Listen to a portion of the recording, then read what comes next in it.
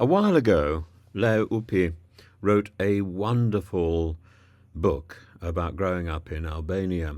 And when her son heard that Russia had invaded Ukraine, he asked, "Are the bunkers still working? Can we find shelter?" And she explained that when she was his age, when she was 11, that at school they used to have war practice and hide in bunkers just in case they were attacked by the West or by Yugoslavia. When the Cold War was over, all those bunkers simply rotted. I remember first going to Albania and seeing all those bunkers all over the place. They're still there, I think. And some have been turned into cafes. Some are just farm storage sheds.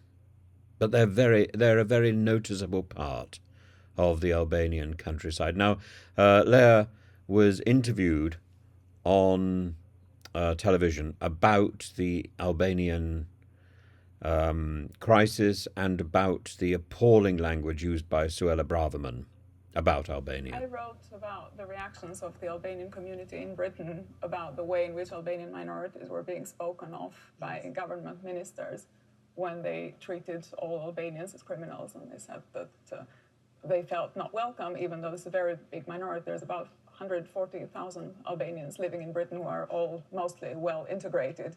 They range from cleaners to doctors, from academics to construction workers, and they felt scapegoated. They felt like they were all being put in one box. They're all being told that they belonged in prison and that they were invaders. Do you think that's a really interesting and actually devastating perspective if that's how the Albanian community feels? Do you think that is the message of the government, that all Albanians are criminals? Because I don't think, if the government were here, I don't think that they would say for a moment that that's what they have suggested. Well, I don't know if the government sincerely believes that. That certainly they said something along those lines. They spoke about an entire community in those terms. They said Albanians were invaders. The fact is that Albanians aren't the only minority that the government has spoken like this before. This started with the hostile environment. The Windrush minorities felt like that. Then it went on with Brexit, and Eastern Europeans felt targeted in the same way. They were told that Poles and Romanians weren't welcome in Britain. And now that Brexit got done, Albanians feel like they're just the latest scapegoat in the project that didn't start with them. One of the areas that I think is important in the Albanian issue is whether or not there is any justification for taking asylum seekers because of blood feuds. This was something which was discussed in 2012 and then in 2018 and was considered still relevant. This year, under Priti Patel and then Luella Braverman, it's been decided that there are no grounds for continuing this.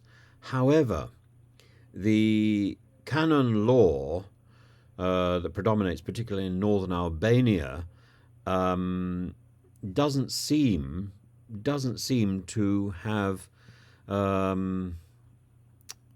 doesn't seem to be in a position where there is sufficient protection offered for people who might be threatened by a blood feud situation.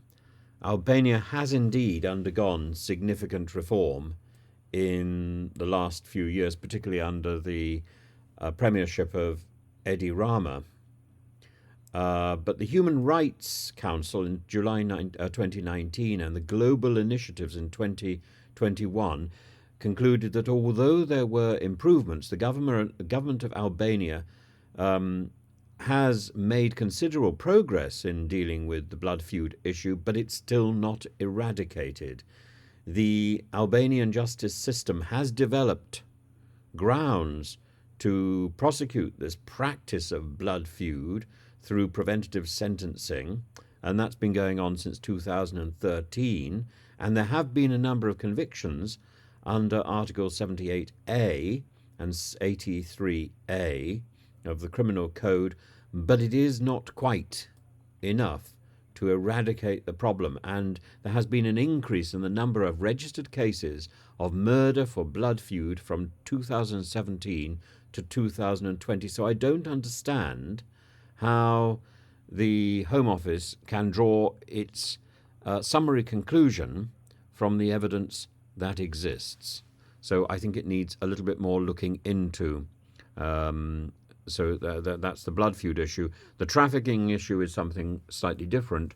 And then we are left with the question about whether or not somebody seeking a better life, i.e.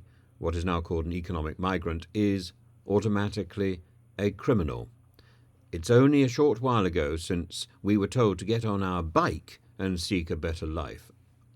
I simply put the point out there and question whether or not this is part of our ethos, to turn people away and to criminalize them for looking for hope that in the past we would have provided. And it's not as if we are taking that many refugees. This is simply untrue. We need these people. We need help. Maybe these are the people to offer it. Or maybe we need to set up an office in Albania, work with the Albanians, and decide for ourselves who comes and who does not come from Albania to help us.